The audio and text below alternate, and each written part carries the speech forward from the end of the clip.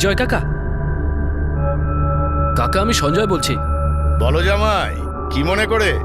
কাকা কিছু টাকা দরকার ছিল, আর্জেন্ট। কত টাকা চাই? 3000 টাকা। ঠিক আছে, বাড়িতে এসে নিয়ে যাও। হ্যাঁ, কিন্তু কাকা আমি এখন ডিউটিতে আছি। আপনি রানী ময়দানে টাকাটা দিতে পারবেন? আমি ওখানেই ওয়েট করছি।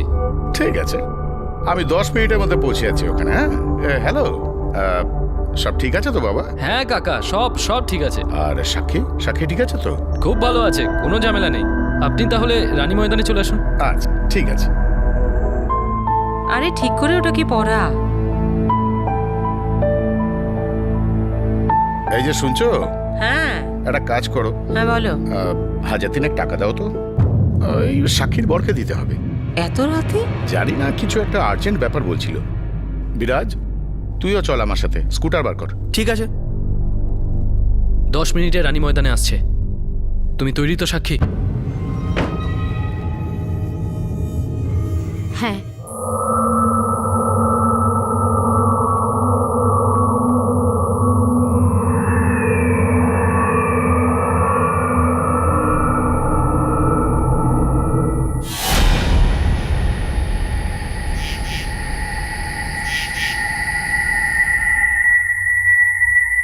আরে ধুর, কি হয়েছে? সঞ্জয়ের ফোনটা সুইচ অফ বলছে। তুই একটা কাজ কর বিরাজ, মাঠের ওই দিকটা গিয়ে দেখ ওর ট্যাক্সিটা দাঁড়িয়ে আছে কিনা। আমি এদিকটা দেখছি। ঠিক আছে মেশো।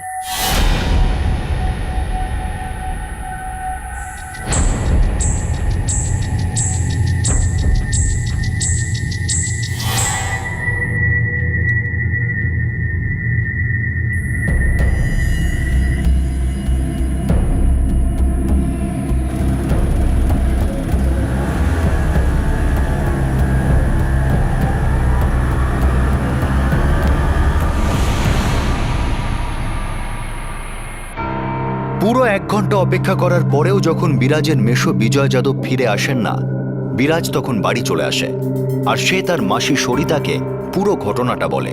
বিজয় যাদবের সেলফোন বন্ধ ছিল। এটা খুব আশ্চর্যের বিষয় ছিল, কারণ সাক্ষী বিজয় যাদবের নিজের ভাইজি ছিল আর সঞ্জয় তার স্বামী। সঞ্জয় আর সাক্ষীর সেলফোনও বন্ধ ছিল। সারা রাত অপেক্ষা করার পরে সরিতা আর বিরাজ সঞ্জয়ের বাড়িতে চলে যায়।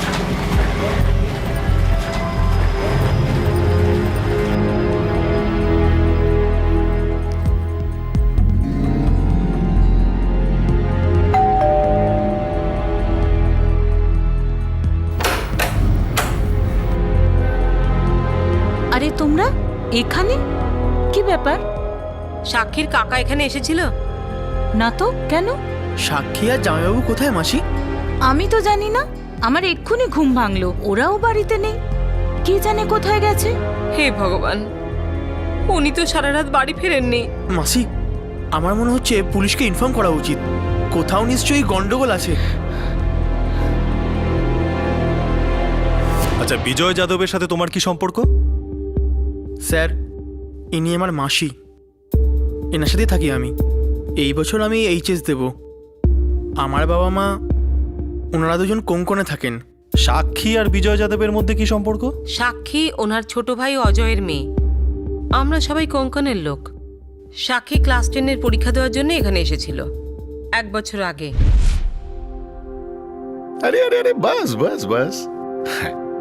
এখানে এখন খুব মন দিয়ে পড়াশোনা করবে। হ্যাঁ অজয়, তুই কোনো চিন্তা করিস না। এবার থেকে ও 10 পাস করবার দায়িত্ব আমার। আমি আর ওর মা দুজনে বকে বকে ক্লান্ত। 10 ক্লাসে 2বার ফেল করেছে। বাচ্চা বড় হয়ে গেছে, ওদের বকে নয় ভালোবেসে বলতে হয়। দেখ, আমার এখানে এসে গেছে, আমার কথাই শুনবে। আর তুই একদম পরের বছর আসবি মিষ্টি হাতে করে। শুনছো, তুমি বলছিলে না যে মেয়ে চাই মেয়ে চাই, দেখো আমাদের মেয়ে এসে গেছে। যাও যাও যাও মা, যাও। দাদা, তুমি আমার বড় ভাইয়ের থেকে বাবার সমান। আমি তোমার উপকার। আরে পাগল হয়ে গেছিস নাকি? তোর আর আমার মধ্যে কিসের উপকার? হ্যাঁ, আর সাক্ষী কি খালি তোরই মেয়ে নাকি? এখন এই বিষয়ে আর কিছু শুনতে চাই না। এবার তুই বল, আমার জন্য গ্রাম থেকে ভালো আম এনেছিস? 4 পেটি নিয়ে এসেছি নিজেদের কাছে। আরে বাহ, এবার তো পেট ভরে আম খাওয়া যাবে একদম। 1 বছর আগে ক্লাস 10-এর পরীক্ষা দিতে এসেছিল, তারই মধ্যে সঞ্জয়ের সাথে বিয়েও করে ফেললো। আগে হ্যাঁ স্যার, আমার ছেলে খুব বেশি লেখাপড়া করেনি, কিন্তু ও খুব ভালো, খুব পরিশ্রমী, আর ও সাক্ষীকে সত্যিই খুব ভালোবাসে। আমরা তো কিচ্ছু জানতাম না স্যার। আমার স্বামী অনেক টাকা খরচা করে ওকে টিউশন ক্লাসে ভর্তি করেছিল। আমাদের তো ধারণা হয়েছিল সাক্ষী রোজ টিউশন ক্লাসেই যেত।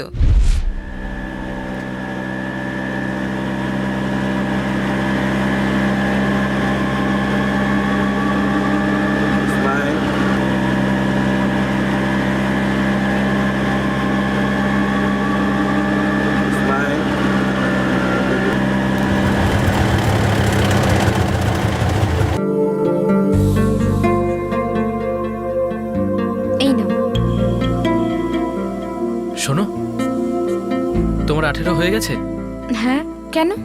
তাহলে ক্লাস 10-এর পরীক্ষা তো বিয়ের পরেও দিতে পারো। আমি পাগল নাকি? আমি তোমায় কেন বিয়ে করব? কেননা তোমার গা লাল হয়ে গেছে, জোরে জোরে শ্বাস পড়ছে, আর দেখো চোখ দুটো হাসছে। এমনিতে আমার বাড়ি কোনো রাজপ্রাসাদ নয়, কিন্তু তুমি আসলে আমরা দুজনে মিলে রাজপ্রাসাদ বানাবো। বলো, বানাবে? সাক্ষীর বাবা খুব রেগে গিয়েছিল যখন সাক্ষী সঞ্জয়ের ব্যাপারে বাবাকে বলেছিল। এরকম বদনাম করার জন্য তোকে পাঠিয়েছিলাম? আমার নয়, নিজের কাকার সম্মানের কথা তো ভাবতিস নির্লজ্জ। দেখ, কোনো রকম বদনাম টদনাম করেনি আমাদের সাক্ষী। বদনাম হয় কখন? যখন কেউ খারাপ কাজ করে তখন। আর এরকম কোনো খারাপ কাজও করেনি সাক্ষী মা। এরকম কোনো খারাপ কাজ তুমি করনি, তাই না? কাকা, আমি সত্যি ওকে ভালোবাসি আর বিয়ে করতে চাই। সঞ্জয় খুব ভালো ছেলে। দাঁড়া না, তুই মাথা ঠান্ডা কর আগে। দেখ, আমি খবর নিয়েছি, সঞ্জয় ভালো ছেলে। হ্যাঁ গরিব, কিন্তু তাতে কি হয়েছে?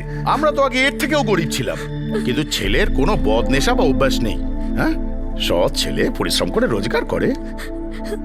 আর সব থেকে বড় কথা হলো আমাদের মেয়েকে ও ভালোবেসেছে।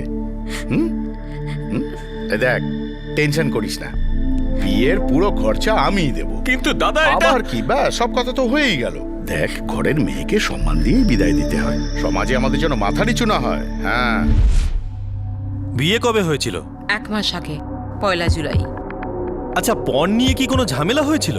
না না স্যার, আমরা কিছুই চাইনি, সবকিছুই ভালোভাবে হয়েছিল। আমার স্বামী নিজের থেকে সাক্ষীকে অনেক কিছুই দিয়েছিলেন। সাক্ষীর বিয়ের পর উনি খুব মনমরা থাকতেন, প্রায়ই ওর জন্য কিছু না কিছু নিয়ে যেতেন। আরে বেআই মশাই, আপনি? নমস্কার নমস্কার, কখন এই আসলেন তো আপনি? কিছুক্ষণ আগে এই কটা শাড়ি এনেছিলাম সাক্ষীর জন্য। আপনার জন্য শাড়ি এনেছি। এসবের কি দরকার ছিল? মা, আমি কাকাকে বলেছিলাম যে আমার শাড়ি চাই না, কিন্তু কাকা শুনতেই রাজি নন। কাকা, আমার এগুলো চাই না। হ্যাঁ, মা, উনি তোমার বাবার মতন। উনি যদি তোমাকে ভালোবেসে কিছু দেন তো নিয়ে নাও না। আর গতকাল রাতে সাক্ষীর স্বামী সঞ্জয় বিজয় যাদবের কাছে 3000 টাকা চায়। হ্যাঁ স্যার, আর তাও খুব আর্জেন্ট। আমি আর মেসমশাই গেছিলাম রানী ময়দানে টাকা নিয়ে, কিন্তু তারপর আমি দেখলাম যে মেসমশাই সাক্ষীদির সাথে জামাইবাবুর অটোতে বসে কোথাও চলে গেলেন। অটোর নাম্বারটা মনে আছে? হ্যাঁ স্যার, MH02Z484। প্যাটেল, আরটিওতে ফোন করে খবর নাও এই অটোটা কার নামে রেজিস্টার। হ্যাঁ স্যার। আর আপনারা দুজন, আপনাদের বাড়ির দূরত্ব তো 5 মিনিট, তাই না? হ্যাঁ স্যার। তো সঞ্জয় আর সাক্ষী আপনাদের বলেনি যে ওরা কোথায় যাচ্ছে? রাত্রে খাওয়ার পর আমার ছেলে আর বৌমা দুজনেই পায়চারি করতে বেরোয়। আমার সেরকমই মনে হয়েছিল। তারপর আমি ওষুধ খেয়ে শুয়ে পড়ি। সরিতা দেবী, এর আগে সঞ্জয় আপনার কাছে কখনো টাকা চেয়েছিল? কখনো না, এটাই প্রথমবার। আমার ছেলের আত্মসম্মান বোধ আছে, ও কখনো কারোর কাছ থেকে টাকা ধার করেনি। জানি না কেন হঠাৎ করে পিআই মশাইয়ের কাছে 3000 টাকা ধার করতে হলো। সব জানতে পেরে যাবেন। প্যাটেল, সাক্ষী, সঞ্জয় আর বিজয় যাদব, 3 জনের লেটেস্ট ফটোগ্রাফ এদের কাছ থেকে নিয়ে নেবে। 3 জনের মোবাইল নাম্বারে ট্র্যাকিং শুরু করো, আর 3 জনের মিসিং কমপ্লেনও লিখে নাও। হ্যাঁ স্যার, চলুন আমার সাথে আসুন।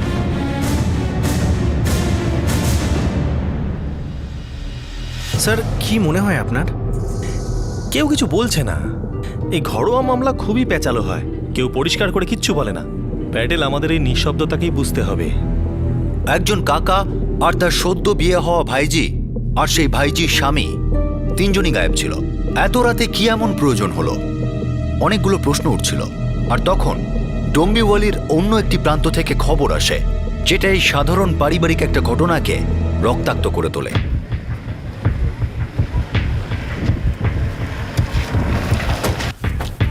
স্যার কি এদিকে হয়েছে? আসুন। এই, এই, পিছিয়ে সরো। যাও, সরে যাও। বডিটাকে উল্টে দাও।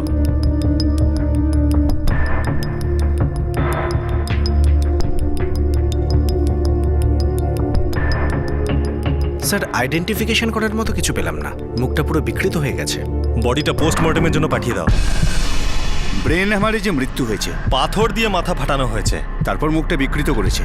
যাতে লাশটা কেউ চিনতে না পারে। হত্যা করার আগে ভিকটিমকে প্রচণ্ড মারধর করা হয়েছে, আঁচড়ানো হয়েছে। এটা ঘুষির দাগ, আর এইগুলো নখের দাগ রয়েছে। নর্মালি ছেলেদের নখ এত বড় হয় না। মানে এই মার্ডারের পেছনে একজন মহিলাও জড়িত। স্যার জামা কাপড় পুরো ছিঁড়ে গেছে, আর গতকাল বিজয় যাদব যা পড়েছিলেন তার সাথে মিলে যাচ্ছে। আচ্ছা ডক্টর, এই ভিকটিমের বয়স কত হবে? মোটামুটি 40 থেকে 45। বিজয় যাদবের বয়সও 45-এর কাছাকাছি।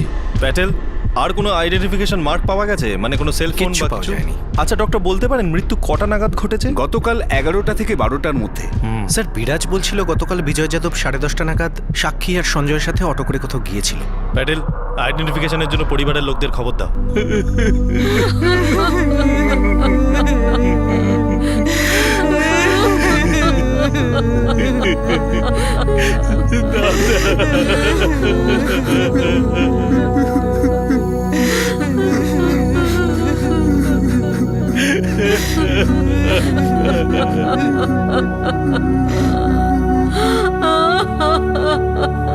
বলো হরি বল, বলো হরি বলো হরি বলো হরি বলো হরি। স্যার সাক্ষী আর সঞ্জয়ের সেলফোন এখনো অফ আছে, আর এটাও জানা গেছে যে সঞ্জয় কোনো ভাড়ার অটো চালাতো।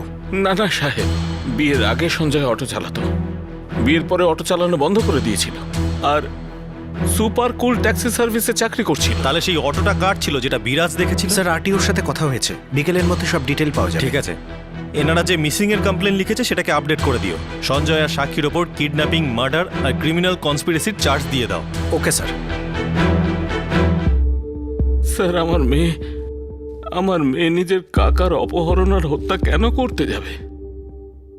ওর জন্য দাদা সেই সব করেছিল যা আমি হয়তো কোনোদিন করতে পারতাম না। একটা কথা কি জানেন, অপরাধের বীজ কিন্তু পরিবারের ভেতরেই লুকিয়ে থাকে। কিন্তু আমাদের পরিবারে তো এরকম কিছু ছিল না স্যার।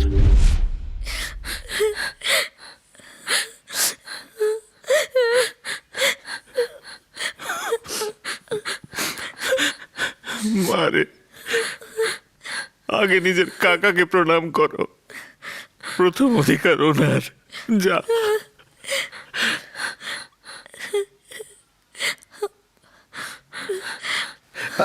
ব্যাস ব্যাস মা, ব্যাস। আমাদের পরিবারের মধ্যে সম্পর্ক চিরদিনই থাকবে। আমাদের মধ্যে এই সম্পর্ক এখনো শেষ হয়নি মা। এ তো একটা নতুন সূচনা। এছাড়াও তোকে কখনো একলা হতে হবে না। তোর এই কাকা ছায়ার মতো তোর সঙ্গে সব সময় থাকবে, বুঝেছিস? আমার সাক্ষী আমার দাদার খুব সম্মান করতো সাহেব। সেটা তো কিছুদিনের মধ্যেই জানা যাবে কী কারণে সম্মান ঘৃণায় পরিণত হলো। দেখুন, এই মার্ডার 3000 টাকার জন্য হয়নি। সঞ্জয় এবং সাক্ষী ছাড়াও আরো অনেকে এর সাথে জড়িত। কিন্তু কেন সাহেব? দাদা তো কোনোদিন কারোর কোনো ক্ষতি করেনি, সর্বদাই ভালো করত। আমার মনে হচ্ছে ওই সঞ্জয় কিছু চাল চেলেছে, আমার সাক্ষীকে ফাঁসিয়ে দিয়েছে। সেটা খুবই তাড়াতাড়ি জানা যাবে। পুলিশ সাক্ষী আর সঞ্জয়কে সন্দেহ করে যে তারা সাক্ষীর বাবার মতো কাকা বিজয় যাদবকে খুন করেছে, কিন্তু এই খুনের পিছনে কোনো মজবুত কারণ পাওয়া যাচ্ছিল না। এই কেসটার পাতা এক একটা করে উল্টাতে থাকে যখন পুলিশ জানতে পারে ওই অটোটা কোথায় আছে।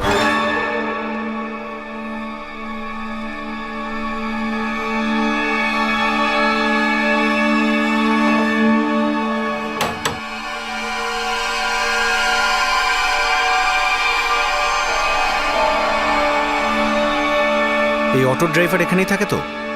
হ্যাঁ স্যার, ওর নাম মুন্না। কেন, কিছু করেছে নাকি? হ্যাঁ, ওই মুন্নাকে খুঁজছিলাম। পাশের মাঠে যে খুনটা হয়েছে তাতে এই অটোটা ব্যবহার করা হয়েছে। মুন্না এখন বেপাত্তা। হ্যাঁ স্যার, পাড়াতেও সবাই এই কথাটাই বলা বলি করছিল। কি কথা বলছিল? এটাই যে সঞ্জয় আর সাক্ষীর সঙ্গে সঞ্জয়ের ওই 3 বন্ধু, তারাও এখনো পর্যন্ত বাড়ি ফেরেনি। একজন তো অভিষেক, ওই কিরানির ছেলে, আর একজন জাভেদ, ওই মেকানিক, আর একজন তো জয়, ও কলেজে পড়ে। আর এই অটো ড্রাইভার মুন্না? সঞ্জয় আর মুন্না একটা সময় 50-50 অটো চালাতো, মানে একটা শিফটে এ আর একটা শিফটে ও। এখন শুধু মুন্নাই অটো চালায়। ওই তো মুন্না আসছে। তাহলে তুমি মুন্না? হ্যাঁ সাহেব। সঞ্জয় কোথায় আছে? সেটা তো ঠিক জানি না সাহেব। বল সঞ্জয় কোথায়? সাহেব আমি সত্যি বলছি সাহেব, আমি কিচ্ছু জানি না সাহেব। বিজয় যাদবের কিডন্যাপিং এ তোর অটো ব্যবহার হয়েছে, যেটা সঞ্জয় চালাচ্ছিল। বাঁচতে চাস তো বলে দে সঞ্জয় কোথায়, না হলে তোর রিক্সা চালানোর ব্যবস্থা স্বর্গে আমরা করে দেবো। আমি জানি না সাহেব, সঞ্জয় আমার অটো নিয়ে কোথায় গিয়েছিল। যখন থেকে ওই লাইন ছেড়ে দিয়েছে তখন থেকে ওর সঙ্গে দেখাই হয়নি। পরশুদিন রাতে হঠাৎ আমার বাড়িতে আসে সাহেব, আর আর ওর সঙ্গে ওর বউ সাক্ষীও ছিল সাহেব। আরে সঞ্জয়, বৌদি এসো, ভেতরে এসো। আরে না না মুন্না, অন্য কোনো দিন আসবো। আমি তোর অটোটা চাই। কেন, আবার কি অটো লাইনে ফিরে আসার ইচ্ছা? আরে না না, আমি ট্যাক্সি চালিয়ে ভালো আছি, শুধু এখন একটু দরকার আছে। তোর বৌদিকে একটু ঘুরতে নিয়ে যাব। হ্যাঁ নিয়ে যা, এই নে চাবি। ঠিক আছে মুন্না, পরে দেখা হবে। আরামসে, কোনো তাড়া নেই। সকালেও যদি গাড়ি দিয়ে যাস তাহলেও চলবে। এমনিতে আমার এখন ঘুম পাচ্ছে, আমি শুতে যাচ্ছি। আচ্ছা চল চল চল। চল চল চল। ফের গাড়ি তোর কাছে আসলো কি করে? সাহেব আমার মনে হয়েছিল ও সকালে গাড়ি দিয়ে যাবে, কিন্তু ও রাত প্রায় তখন 12টা থেকে 12:30টার মধ্যে গাড়ি দিয়ে চলে যায় ও। আরে সঞ্জয়, মুন্না এই নে চাবি। তুই তো বলি সকালে দিয়ে যাবি। না মুন্না, ওই আমাদের কাজ হয়ে গেছে। কাজ হয়ে গেছে?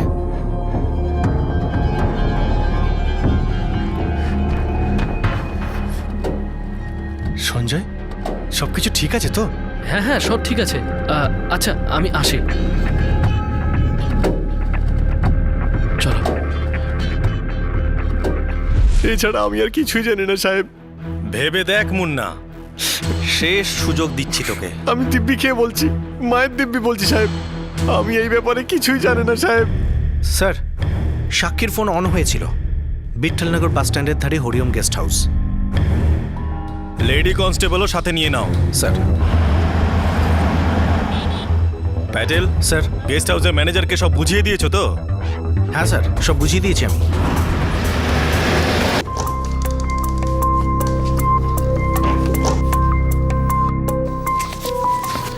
অভিষেক, তোর সাতারার টিকিট। জাভেদ তোর জালনার। আর জয়, তুই পুনেতে যাচ্ছিস।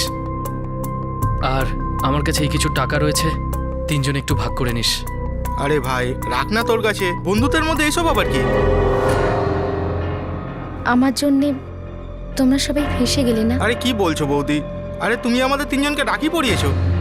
হ্যাঁ জাভেদ, কিন্তু আমাদের প্ল্যানে এই সব কিছু তো হওয়ার ছিল না। প্ল্যানিং একটু 19-20 হয়ে থাকে। বিরাট যদি ওখানে না আসতো তাহলে এতক্ষণ আমরা বাড়িতে বসে থাকতাম। যে কাজটা করা ছিল সেটা তো হয়ে গেছে, ব্যাস এখন যা হবে দেখা যাবে। সঞ্জয়, এবার তোদের প্ল্যানটা কি? আমি জেলেন্দারের টিকিট কেটেছি। ওখানে আমার একটা বন্ধু আছে, ট্যাক্সি চালায়। ও বলল তুই এখানে চলে আয়, আমি সব দেখে নেব। চল ভাই, ট্রেনের টাইম হয়ে গেল, এবার বেরোই। কে জানে আবার কবে দেখা হবে। ঠিক আছে ভাই, ঠিক আছে।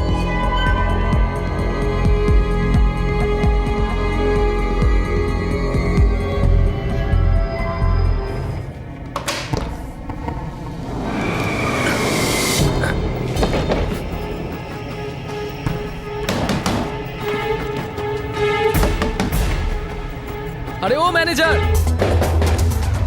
স্যার এই ঘরটা।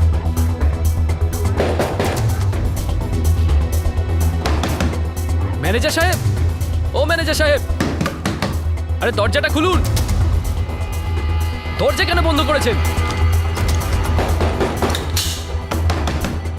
ম্যানেজার সাহেব!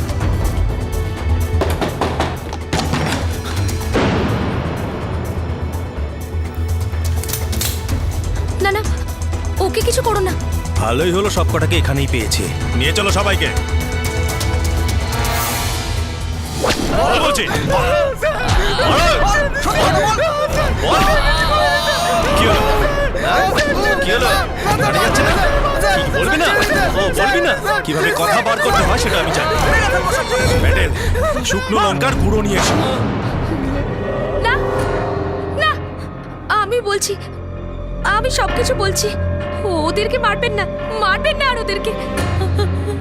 হাত জোড় করছি আমি, পায়ে পড়ছি। যা কিছু হয়েছে সব আমার জন্য। ওদের ছেড়ে দিন, ওদের কিছু করবেন না। অনেক জিজ্ঞাসাবাদ করার পরেও সঞ্জয় আর তার 3 জন ঘনিষ্ঠ বন্ধু বিজয় যাদবের খুনের ব্যাপারে মুখ খুলতে রাজি হচ্ছিল না। কিন্তু তাদের যন্ত্রণাকাতর চিৎকার শুনে সাক্ষীর মুখ খুলে যায়। সাক্ষী পুলিশকে জানায় যে কিভাবে বিজয় যাদবকে খুন করা হয়, কিন্তু যখন খুনের কারণটা সাক্ষী পুলিশকে জানায় তখন পুলিশও সেটা শুনে হতবাক হয়ে যায়। সাক্ষীর কাঁপা কাঁপা স্বর সেই সত্যিটাকে ব্যক্ত করে যেটা আমাদের দেশের হাজার হাজার ঘরের দেওয়াল পার করে বাইরে আসে না। ব্যাস এই দেওয়ালের মধ্যেই স্মৃতির সব হয়ে চাপা পড়ে যায়।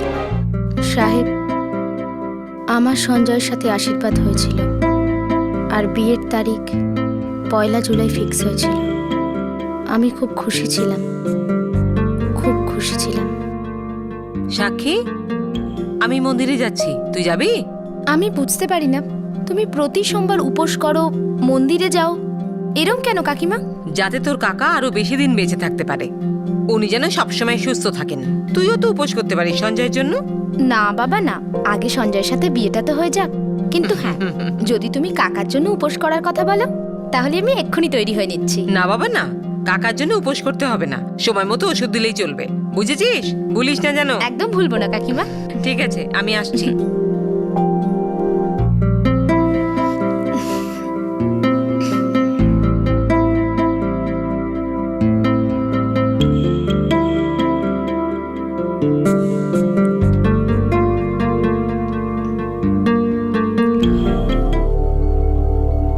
কাকার ওষুধ। কাকা, তোমার ওষুধ। আরে তুই আবার আনতে গেলি কেন? আমিই তো নিয়ে নিতাম। কাকিমা আমায় বলে গেছে তোমার যেন সময় মতো ওষুধ দিয়ে দিই। বিরাজ আর রাজু কোথায় গেছে? সেই ক্রিকেটের ভূত, তাই না? ওহো কাকা, ওরা দুজন তো টুপিও পরে যায়নি। এই নাও।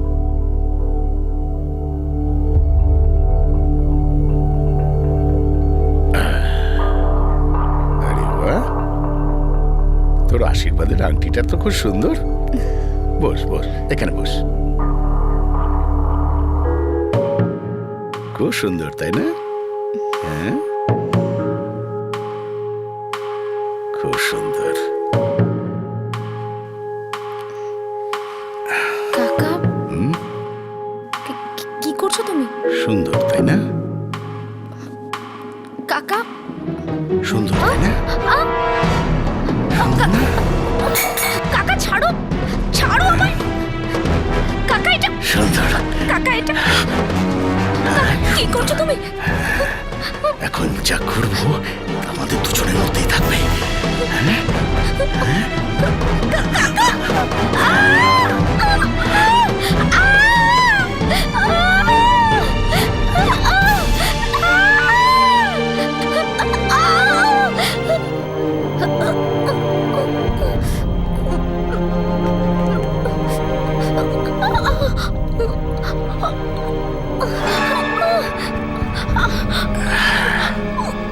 মনে রাখিস, তুই যদি কাউকে বলিসও কেউ বিশ্বাস করবে না, কিন্তু আমি যদি বলে দিই যে এসব তোর ইচ্ছা অনুযায়ী হয়েছে তাহলে সবাই বিশ্বাস করবে, তোর সঞ্জয়ও বিশ্বাস করবে।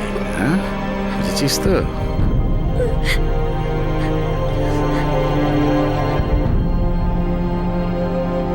আমার মনে হয়েছিল এটা সত্যি একটা নোংরা স্বপ্ন, যেখানে আমার নিজের কাকা আমাকেই নোংরা করে দিয়েছিল। আমায় ধর্ষণ করা হয়েছিল সাহেব। আমি মনে মনে ভাবতে থাকলাম যে এবার এই স্বপ্নটা শেষ হবে, এবার উঠবো, এবার উঠবো। কিন্তু এরকম হলো না সাহেব। এই খারাপ স্বপ্নটা চলতে থাকলো, 3 মাস পর্যন্ত চলতে থাকলো সাহেব। বিজয় তার ছোট ভাই অজয়ের মেয়ে সাক্ষীকে দিনের পর দিন ধর্ষণ করেছিল। ছোট ভাই অজয় নিজের মেয়ে সাক্ষীকে বিজয়ের হেফাজতে রেখে গিয়েছিল। সাক্ষী বিজয়কে নিজের বাবার চেয়েও বেশি সম্মান করত। 2 মাস পর সাক্ষীর বিয়ে হওয়ার কথা ছিল, আর সেই সময়ে বিজয় যাদব নিজের বিকৃত মানসিকতা প্রকাশ করে ফেলে। সেই দিন থেকে শুরু করে সাক্ষীর বিয়ের 2 দিন আগের রাত পর্যন্ত বিজয় যাদব বারবার নিজের ভাইজিকে হুমকি দিতে থাকে, তাকে অসাড় আর বাক্যহীন করে দেয়। Welcome to Biten world. How may I assist you? নতুন ফ্ল্যাটের জন্য একটা স্ট্যান্ড ফ্যান আর কুলার নেব। এই পচা গরম থেকে একটু স্বস্তি চাই। বাজার চলতে সব ব্র্যান্ড আর ভরসাযোগ্য নয়। তার জন্য তো আমাদের ফ্যান আছে, all purpose bullet table fan, ceiling fan. আমাদের সিলিং ফ্যান কিন্তু 30 মাসের ওয়ারেন্টি সহ পাওয়া যায়। আছে ফারাটা 2 বছরের ওয়ারেন্টি, 17 থেকে 20 মিটার এয়ার ফ্লো। মধ্যবিত্তের সাধ্যের মধ্যে একমাত্র ভরসাযোগ্য ব্র্যান্ড বিটেন। আমাদের কুলারের কিন্তু অনেক range, 45 litres, 50 litres, 70 litres, 90 litres, 110 litres. Honeycomb সহযোগে বিটেনের সব কুলারের ওয়ারেন্টি 1 বছর। চেনা হাওয়ায় অচেনা অনুভূতির জন্য একমাত্র আদর্শ বিটেন। গরমে স্বস্তি পেতে বিটেনের ফ্যান হোক বা কুলার, আজই আনুন বাড়িতে। Beaten, digitally yours. সাক্ষী এই জঘন্য ঘটনার ব্যাপারে কাউকে কিচ্ছু বলতে পারে না, বাস অপেক্ষা করতে থাকে যে কবে ওর বিয়ে হবে আর কবে এই ভয়ঙ্কর আতঙ্কের থেকে মুক্তি পাবে। কিন্তু না, ব্যাস ব্যাস মা, ব্যাস। আমাদের মধ্যে এই সম্পর্ক এখনো শেষ হয়নি মা। তোর এই কাকা ছায়ার মতো তোর সঙ্গে সব সময় থাকবে, বুঝেছিস?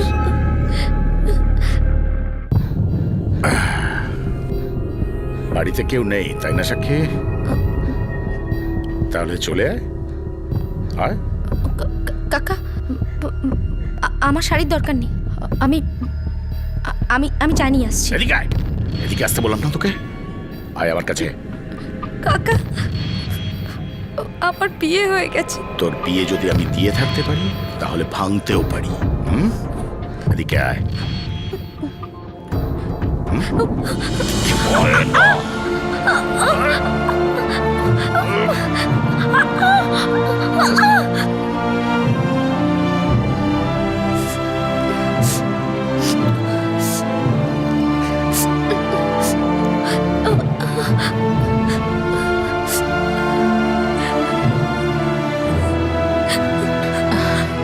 আরে বেআই মশাই, আপনি? নমস্কার। নমস্কার নমস্কার। আমি সবাইকে নানা রকম মিথ্যে বলতে লাগলাম যে আমার এই আঙুলটা কিভাবে ভেঙে গেছিল। নিজেকেও মিথ্যে বলতে লাগলাম, কারণ আমার বিশ্বাসই হতো না যে আমার নিজের কাকা আমাকে ধর্ষণ করতে পারে। কিন্তু সাহেব, আমি সঞ্জয়কে বেশি দিন মিথ্যে বলতে পারিনি। সাক্ষী, হুম, একটা কথা জিজ্ঞেস করব? হ্যাঁ বলো না। তুমি খুশি নও না? না তো। মিথ্যে কথা বলছো তুমি। আমি জানি তুমি কেন খুশি নও। কি জানো তুমি? এটাই যে তুমি আমার সঙ্গে সুখী নও। আমার কাজ নিয়ে, আমার রোজগার নিয়ে এই ছোট্ট বাড়িতে দম বন্ধ হয়ে যায় না তোমার? তুমি তোমার কাকার কাছে যেতে চাও না? না না, কখনো নয়, কখনো নয়। আমি এই ঘরে পাও রাখতে চাই না।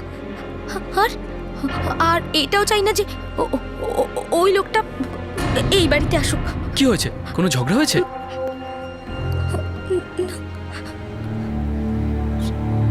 সব শেষ হয়ে গেছে। সাক্ষী, আমাকে বলো সবকিছু। আমাকে বলো না, আমাকে বলো না সবকিছু। সঞ্জয় ও আমার কাকা নয়, ও তো একজন রাক্ষস।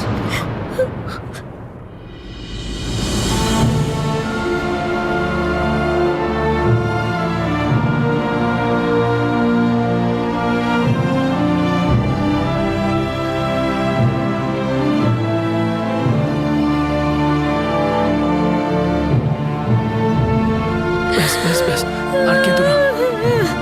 চুপ করো সাক্ষী, ব্যাস চুপ। এবার ওই রাক্ষস আর তোমায় কোনোদিন ছোঁবে না। আমরা অনেক দূরে চলে যাব। ওই অনেক দূরে যাবে, আর এত দূরে যেখান থেকে কেউ কোনোদিন ফিরতে পারে না। না না, তুমি চিন্তা করো না সাক্ষী, কিচ্ছু হবে না, আমি সব সামলে নেব। সাহেব, সাক্ষী আমার 3টে বন্ধুকেই রাখি পড়ায়।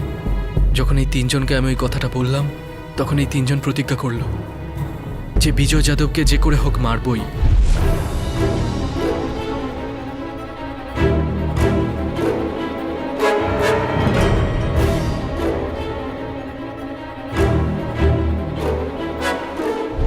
আমি আমার বন্ধু মুন্নার থেকে ওর অটোটা নিয়েছিলাম,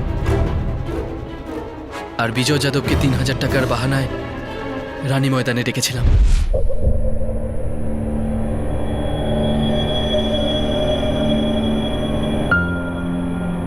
বাস বাস বাস, এইখানে দাঁড়া। বিরাট সঙ্গে আসাতে সব গন্ডগোল হয়ে গেল, কিন্তু তাও আমরা কোনো মতেই পিছু হটলাম না।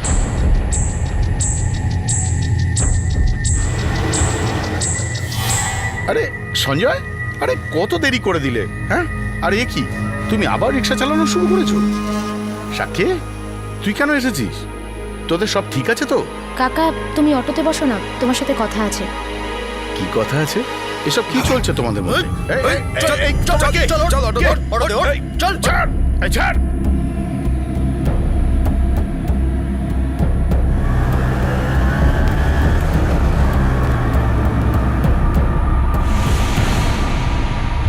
জয় আর জাভেদকে আমরা আর একটা জায়গায় জড়ো হলাম, আর আমরা 4জন মিলে, আমরা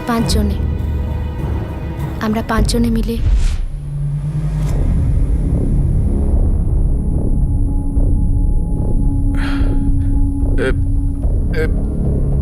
এসব এসব কি কি হচ্ছে? হ্যাঁ হ্যাঁ সাক্ষী, তুই এদের কিছু বলেছিস? না কাকা, তুমিই বলো। যার জন্য তুমি আমাকে হুমকি দিতে, সেই কথাটা এবার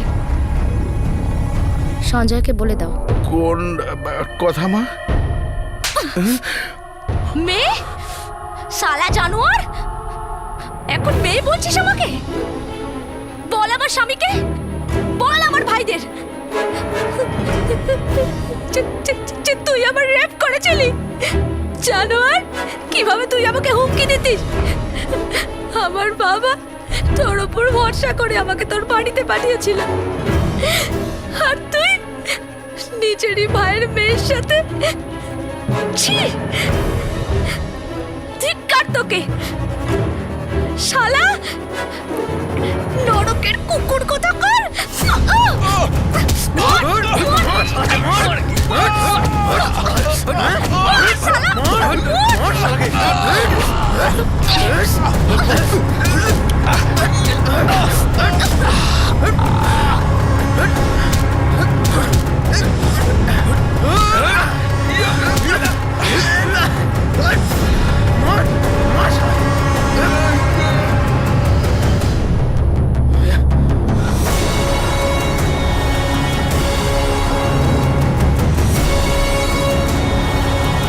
সঞ্জয়, তোরা চলে যা, আমরা এর মুখটাই বিগড়ে দিয়ে আসছি।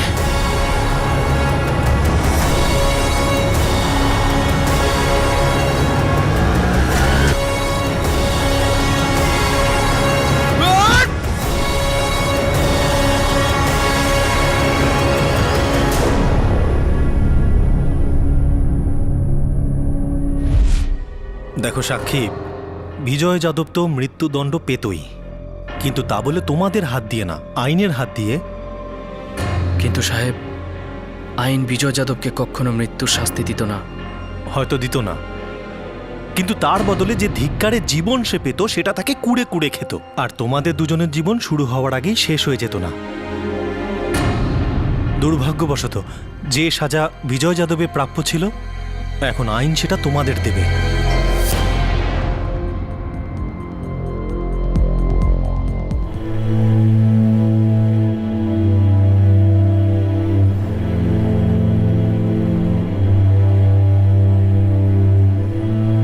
বাবা, তোমার মনে হয় বলছি, তাই না? কাকা তো তোমার কাছে দেবতার মতো ছিল। তুমি হয়তো ভাবছো যে আমি কোনো দোষ করেছি, তাই না বাবা? আরে একবার তো বলে দেখতিস। তুমি মন থেকে বলছো না, তাই না? সেই জন্যই তো চোখ মেলাতে পারছো না আমার সাথে। কাকা আমাকে ঠিকই বলেছিল, কেউ আমার কথা বিশ্বাস করবে না, বলে কোনো লাভই নেই। এই চল চল।